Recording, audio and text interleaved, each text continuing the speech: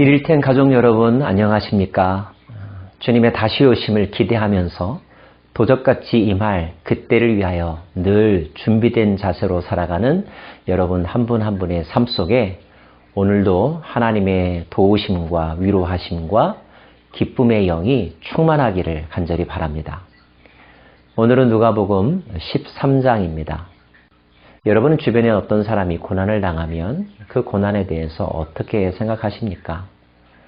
고난받아도 싸다 이렇게 생각하시나요?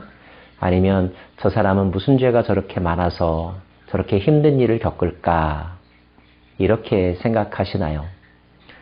예수님 주변에 있던 사람들도 그와 같은 생각을 했던 것 같습니다. 빌라도 총독의 때에 많은 사람들이 박해를 받고 죽음을 겪었는데 그 일에 대하여서 궁금해하는 사람들, 그 사람들에 대하여 예수님께서 이렇게 말씀하셨습니다. 저 사람들이 죄가 많아서 고통을 당하고 너희들은 죄가 없어서 살아있다고 생각하느냐? 너희도 회개하지 아니하면 우리는 다른 사람이 어떤 어려움을 겪으면 그 사람은 그럴만하다라고 생각하고 자기 자신은 상대적으로 옳다라고 하는 생각에 빠져들기가 쉽죠. 그러나 하나님의 입장에서 보면 이 땅에 있는 모든 인간은 다 죄인입니다. 죄의 값을 겪는 것이 오히려 당연한 거죠. 근데 만약에 그런 죄의 값을 받을 만한 일을 저질렀음에도 불구하고 내가 살아있다면, 나에게 아무 일이 일어나고 있지 않다면 어떻게 그 현실을 해석해야 할까요? 다행이다. 나는 정말 대단해. 이렇게 생각해야 할까요?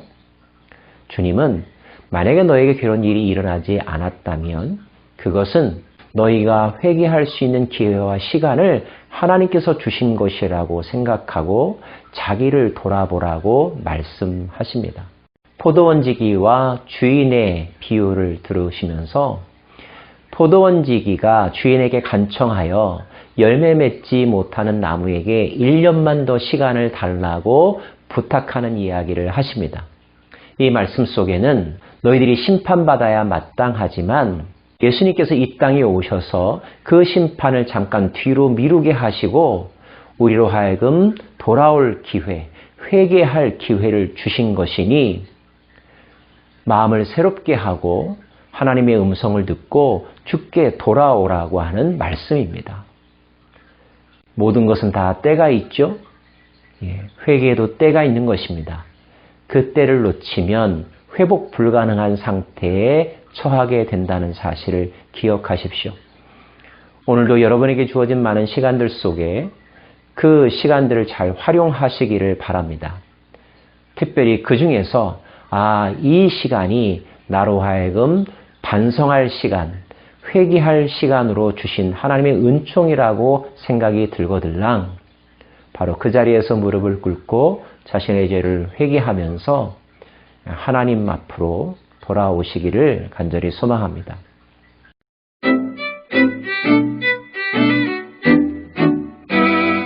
또 하나의 이야기는 18년 된 병자를 고쳐주신 이야기입니다. 그런데 공교롭게도 그 병자를 고쳐주신 때가 바로 안식일이었습니다. 벌써 주님은 여러 번 안식일에 그가 행하신 어떤 일들 때문에 많은 공격을 받았었죠.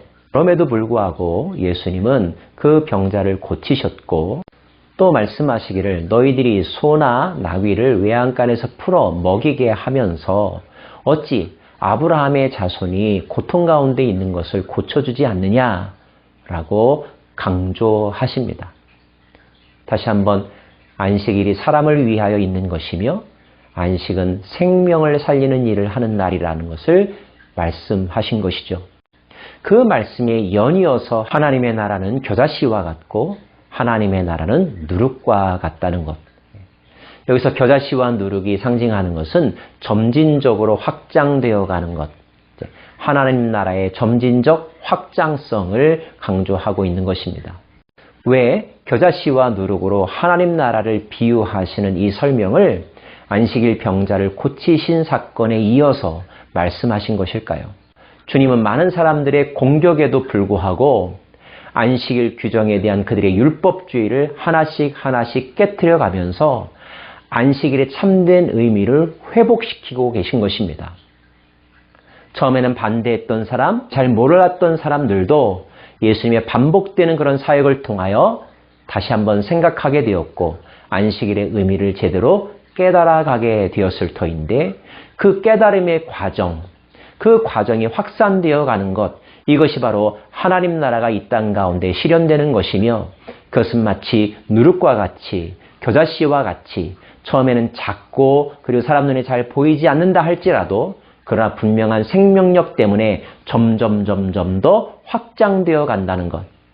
그 확장을 막을 자가 없다는 것을 강조하고 계신 것이죠. 여러분, 진리는 때로 많은 공격을 받지만 그 자체가 생명력을 가지고 있기 때문에 결코 그 자리에서 멈추지 않습니다. 진리가 결국 거짓을 이겨내고요. 어둠을 몰아내고요. 그리고 모든 사람들의 마음속에 진리로 충만하게 되는 그 과정을 반드시 이룬다는 것. 이것이 바로 하나님 나라의 원리라는 것. 꼭 기억하시기 바랍니다. 그렇다고 한다면 지금 여러분이 행하고 있는 어떤 선한 일이 남들에게 인정받지 못하고 또 심지어 많은 공격을 받는다 할지라도 포기하거나 실망하지 마십시오. 좌절하지 마십시오. 결국은 그 사람들을 변화시킬 것이며 모든 사람들이 그 하나님 나라를 맛보게 될 것이기 때문입니다.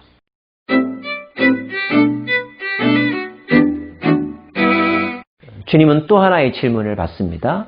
어떤 사람이 물어보기를 주여 구원을 받는 자가 적으니까. 우리도 가끔 그런 생각을 하죠. 현재 세계 인구가 75억인데 과연 몇 %나 하나님 나라에 갈 수 있을까? 자, 그 질문에 대하여 주님은 이렇게 말씀하십니다. 좁은 문으로 들어가라. 여기서 이 좁은 문이 상징하는 것은 무엇일까요? 힘들고 어려운 일을 행하라는 뜻일까요? 그렇다면 힘들고 어려운 길, 또 그러한 일은 무엇일까요? 이 좁은 문의 의미를 알려면 이 뒷부분에 나오는 예수님의 비유를 살펴볼 필요가 있습니다. 마지막 때에 주인이 문을 열어주지 않는 사람이 있을 것인데 그 사람은 평소 주와 동행하고 주의 가르침을 받은 사람임에도 불구하고 문이 열리지 않는다는 것입니다. 왜일까요? 그 주인이 말하기를 행악을 저지른 자여 내게서 떠나가라 말씀하셨다는 거예요. 이 비유를 묵상해 보면 주님을 알고 주님의 가르침을 받았다 할지라도 삶으로 그 말씀을 실천하지 않는 자는 결코 하나님 나라에 들어갈 수 없다는 뜻입니다. 반대로 어떤 사람은 나중에 왔음에도 불구하고 먼저 온 자보다 앞서서 하나님 나라 잔치에 참여하기도 한다는 것입니다. 그렇다고 한다면 여기서 좁은 문이라고 하는 의미는 그가 믿는 대로, 그가 배운 대로 순종하며 실천하는 삶을 살아가는 것을 의미합니다. 신앙생활 많이 한 사람들 가운데 기본적인 성경 상식을 모르는 이는 적지 않습니다. 수없이 많은 설교를 들었기에 예수 복음이 무엇을 말하고 있는지도 알고 있습니다. 그럼에도 불구하고 무엇에 치명적인 결함을 가지고 있습니까? 몰라서가 아니라 알고 있음에도 불구하고 나태하기 때문에, 탐욕 때문에, 연약함 때문에 그 말씀대로 순종하지 않는 것. 행함이 없는 믿음을 가지고 살아간다는 거죠. 그런 삶을 사는 사람은 결코 참된 구원의 완성을 맛볼 수 없다는 것이 오늘 메시지의 주요 교훈입니다.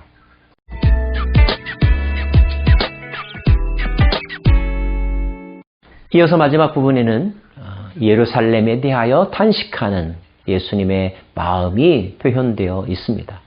헤롯이 예수님을 죽이려고 한다는 이야기를 예수님께 전해준 사람이 있었습니다. 예수님은 아직은 내가 죽을 때가 되지 않았음을 분명하게 밝히시면서 이렇게 말씀하시죠. 예루살렘아 예루살렘아 선지자들을 죽이고 내게 파송된 자들을 돌로 치는 자여 암탉이 이치의 새끼를 날개 아래에 모음같이 내가 너희의 자녀를 모으려 한 일이 몇 번이냐. 그러나 너희가 원하지 아니하였도다. 예루살렘이 상징하는 것이 있죠. 이때 예루살렘은 안타깝게도 저 동쪽의 바벨론이나 남쪽의 이집트나 또는 가나안 땅의 세속 문화와 다를 바가 없이 인본주의와 형식주의와 타락한 죄성을 가진 도시가 되어버렸습니다. 예루살렘은 하나님의 약속의 땅이었음에도 불구하고 하나님의 말씀에 순종하지 않았고 하나님의 말씀에 순종하라고 하는 선지자들의 음성에 귀 기울이지 않았을 뿐만 아니라 그 선지자들의 입을 강제로 막아버렸습니다. 결국 그 예루살렘은 망하게 될 것이라고, 황폐하게 될 것이라고 예수님은 예언하십니다. 그리고 그 예언은 역사적으로는 AD 70년에 그대로 실현이 되었죠.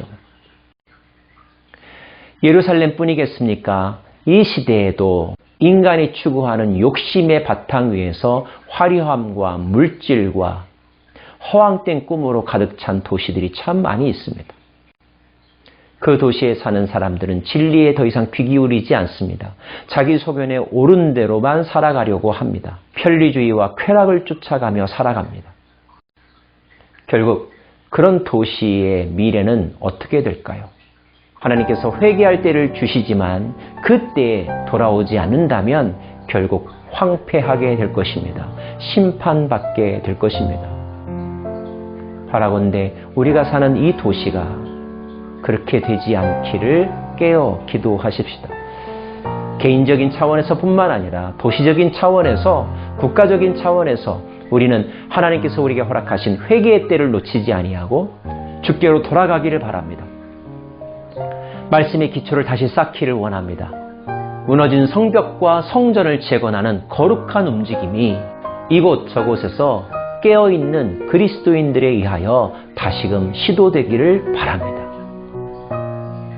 오늘 이 영상을 보는 저와 여러분이 그 일꾼 되기를 다짐하고 또 소원해 봅니다. 기도하겠습니다.